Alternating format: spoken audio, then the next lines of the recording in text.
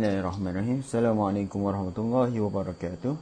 Nama saya Daniel Harif bin Ikram Shah. Nombor matrik saya ialah D19312269. Baiklah, hari ini saya akan menerangkan konsep utama teori Gestalt. Konsep utama teori Gestalt ada 6, iaitu the now, unfinished business, avoidance, layers of neurosis, contact and resistance to contact. Baiklah, kita mulakan the now. The now ataupun dalam bahasa Melayunya ialah masa kini. Masa kini disignifikan kerana masa lepas sudah berlalu dan masa hadapan belum tiba. Penekanan kepada belajar menghargai dan mengalami masa kini, dan terapi akan bertanya apa dan bagaimana, serta jarang menggunakan perkataan mengapa dan kenapa. Untuk meningkatkan kesedaran here and now, kaunselor ataupun terapis boleh mengarahkan klien untuk membawa the past ataupun fantasi kepada here ataupun sini. Okay, sebagai contoh, kaunselor meminta klien untuk melakukan role play, iaitu klien disuruh untuk menjadi anak kecil yang disakiti dan bercakap tentang trauma semasa kanak-kanak dengan bapanya.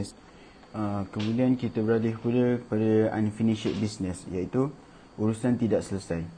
Antara urusan yang tidak selesai ialah perasaan individu yang tidak diluahkan ataupun unexpressed feeling.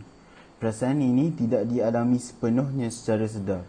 Ia sentiasa berlega mendasari perlakuan seseorang dan dibawa kepada masa kini. Lalu ia mengganggu keberkesanan kontak seseorang terhadap diri sendiri dan orang lain. Daripada Peirce 1969, whenever you feel guilty, find out what you are resenting. Perasaan yang dan kurungan perasaan negatif, and express it to make your demand explicit. Kemudian avoidance, menghindar ataupun mengelak. Konsep ini berkaitan dengan unfinished business. Ia mengelak daripada mengalami emosi yang tidak selesa yang dialami berkait dengan unfinished business.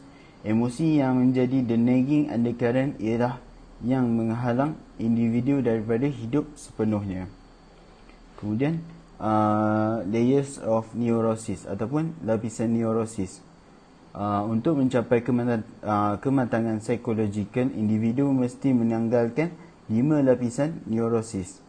Antara 5 lapisan neurosis tersebut ialah the phony, tidak sebenarnya; the phobic, takut yang tidak nyata; the impulse, genting yang menghalang luahan; the impulsive, luahan ataupun ledakan dalaman; dan yang terakhir sekali ialah the explosive.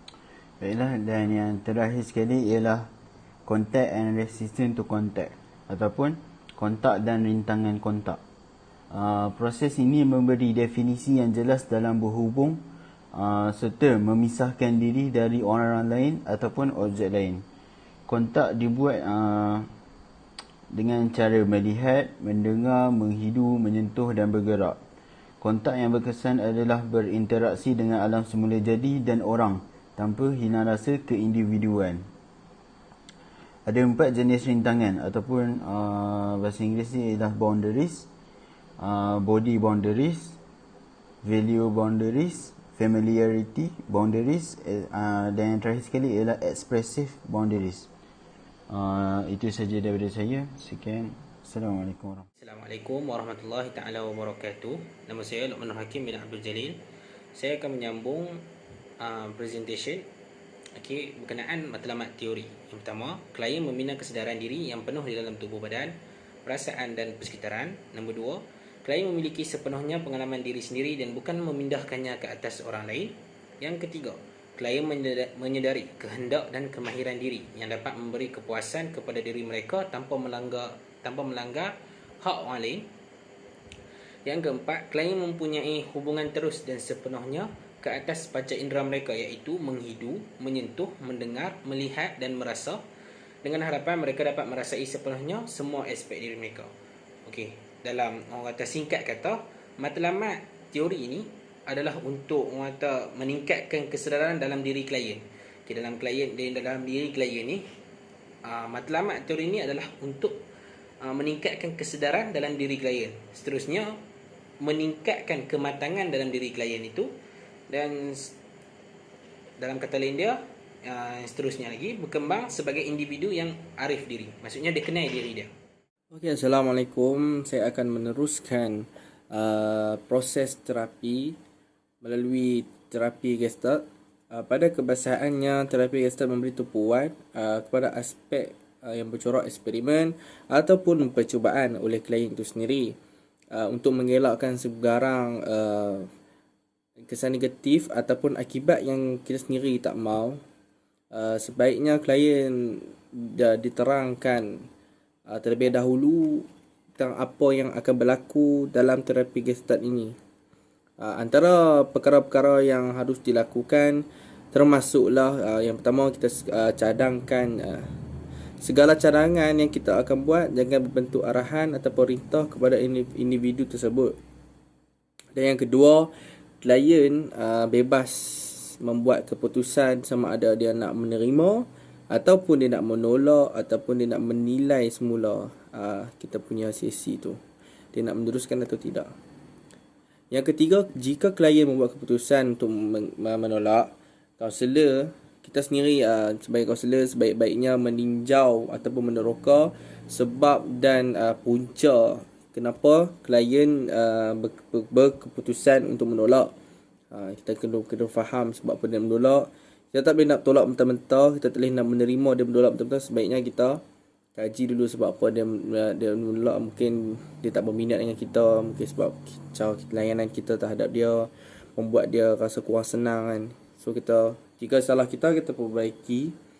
Dan yang keempat, jika klien menerima, maka beliau mempunyai pilihan untuk meneruskan sebarang aktiviti atau menghentikannya bila masa saja. So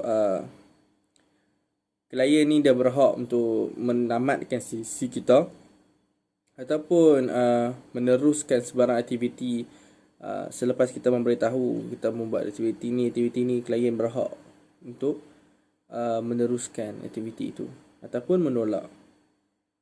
Yang kelima, sebaik-baiknya kaunselor mempunyai pengalaman, pengetahuan dan kemahiran mengenai semua proses terapi Gestalt.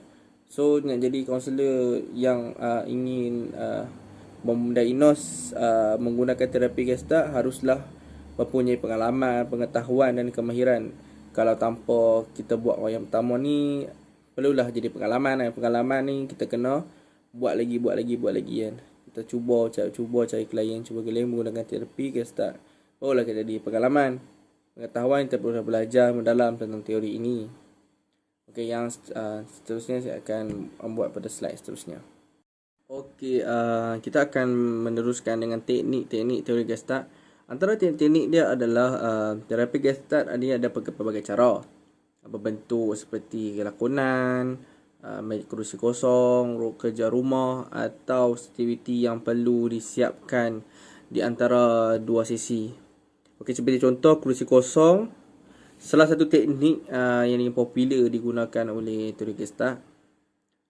Dilaksanakan dengan menggunakan dua kerusi. Kedua-dua kerusi itu mewakili perasaan positif dan negatif yang dirasai klien. Maka klien diminta untuk meluahkan perasaan marah tersebut. So kita nak membuatkan sesi seperti kerusi itu, kita perlu menerangkan kepada klien bagaimana fungsi kita menggunakan kerusi itu. Okay, seterusnya cara kita nak ni, dialog yang keluar daripada klien boleh dikategorikan sebagai top dog ataupun dan underdog. Top dog mewakili perasaan yang dominan atau super ego yang mengawal underdog, manakala underdog mewakili perasaan yang agak lemah dan memaafkan tetapi tidak semestinya bersedia untuk berubah. Okay, seperti mana kita tahu, super ego ataupun underdog ni perasaan yang paling tinggi dan underdog ni perasaan yang agak lemah, dia nak memaafkan tapi dia tak semestinya 100% dia boleh berubah. Dia tak bersedia lagi ataupun dia bersedia ni untuk berubah. Okey, teknik yang selain daripada kursi kosong, ada juga yang kita menggunakan mimpi. Mimpi merupakan konsep yang penting dalam menggunakan dalam kita mengamalkan terapi Gestalt. Kebiasaannya bahagian ini dilupakan dan dan diabaikan oleh semua setengah kaunselor yang mengamalkan teori ini, terapi ini. Membantu klien menyepadukan bahagian-bahagian ini. Kita menggunakan terapi konsep mimpi ini. Menganalisis mimpi melibatkan penggunaan dialog dan melakukan tindakan orang yang bermimpi digalakkan untuk berdialog dan dalam berbagai aspek dan dalam mimpi mereka dan melakukan mimpi mengikut spesifik mereka. Kita melakukan apa yang klien mimpi. Yang seterusnya, konfrontasi dijalankan dengan cara klien itu memberikan kerjasama apabila mereka diajak oleh kaunselor untuk melihat semula tingkah laku, sikap dan gaya pemikiran mereka. Klien dibawa untuk melihat ketidaksamaran dan jurang perbezaan yang wujud di antara cara komunikasi secara lisan dengan gerak badan. Teknik konfrontasi Gestalt lebih cenderung pada pendekatan yang berhemah mengikut Yonte 1993. Gaya versi baru Gestalt adalah lebih bersifat menyokong empati dan berfokuskan kesedaran kendiri, bukan bersifat menyerang. Okey, untuk bahagian aplikasi teori, dari aspek positif, teori Gestalt menekankan yang pertama, teori ini dapat membina kesedaran diri yang penuh di dalam tubuh badan, perasaan dan persekitaran klien. Yang kedua, teori ini dapat memberi sokongan dan kuasa kepada klien untuk mengelak daripada menyalahkan orang lain dan mengeluh. Yang ketiga, klien lebih bertanggungjawab dan mengetahui akibatnya merupakan satu kesedaran yang tinggi. Kita sambung pada peranan kaunselor. Yang pertama, inclusion. Inclusion membawa maksud kepada meletakkan diri sendiri untuk memahami orang lain tanpa menghukum atau membuat interpretasi terhadap apa yang didengar. Maksudnya, peranan kaunselor di sini adalah dia meletakkan diri sendiri dan memahami orang lain tanpa menghukum atau membuat interpretasi terhadap apa yang didengar. Maksudnya di sini inclusion ni maksudnya dia meletakkan diri dia sendiri dalam diri klien tu, tanpa dia judge apa-apa daripada klien tu. Yang kedua, present. Maksudnya diperhatikan dan difahaminya bersama klien. Kaunselor berkongsi apa yang diperhati, kecenderungannya, perasaan, pengalaman peribadi dan pengalaman dengan klien. Di sini orang kata pemerhatian kaunselor tu. Commitment to dialogue. Membawa maksud kaunselor menjalankan sesinya dengan sepenuh hati bagi menjamin hubungan berterusan dengan klien. Commitment to dialogue ni adalah orang kata semasa kaunselor ni menjalankan sesi dia kena menjalankan dengan sepenuh hati bagi orang kata menjalinkan hubungan orang kata terapeutik dengan klien dia. Yang terakhir, dialogue is life. Dialog iaitu maksud dia, dialog ialah sesuatu yang dilakukan dan bukan setakat diperkatakan.